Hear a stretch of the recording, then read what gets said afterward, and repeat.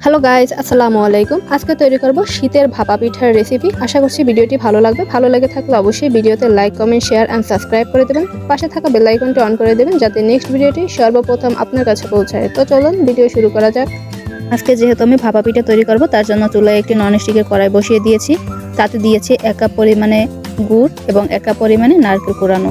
নারকেল এবং মিঠা সমানভাবে দেওয়ার চেষ্টা করছি, কারণ এই দুটো যদি সমানভাবে দেওয়া হয় তাহলে পুরটা অনেক ভালো হয়, খেতে অনেক সুস্বাদু হয়। ভাপা পিঠা তৈরির মেনু হচ্ছে পুর তৈরি। তো এদিকে দেখতে পাচ্ছেন আমি কিছুক্ষণ নেড়েচেড়ে দেওয়ার পরে মিঠাটা কিভাবে পানি ছেড়ে দিয়েছে, আর চুলার হিটটা আমি মিডিয়াম রেখে পানিটাকে শুকিয়ে নিয়েছি।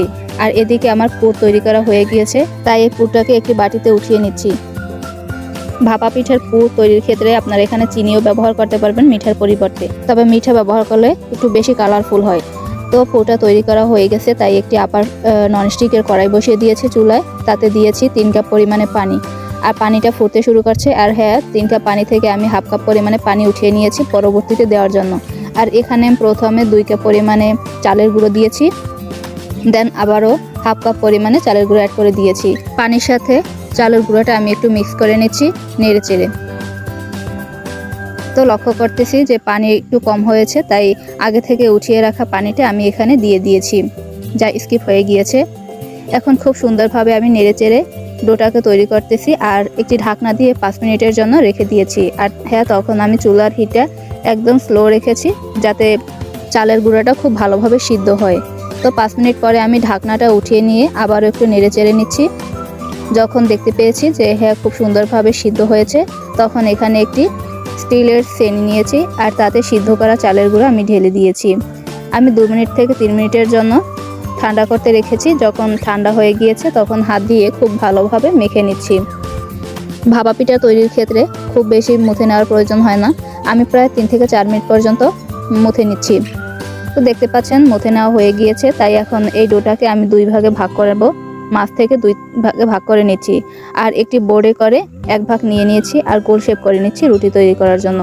ভাপা পিঠা তৈরি করার ক্ষেত্রে আমি একটু লম্বালম্বিভাবে বেলে নেওয়ার চেষ্টা করতেছি, আর খুব বেশি পাতলা করব না, মোটামুটি পুরো রাখার ট্রাই করতেছি। দেখতে পাচ্ছেন কতটা পাতলা করেছি। আর এই রুটিটাকে আমি স্কোয়ার করে কেটে নিচ্ছি।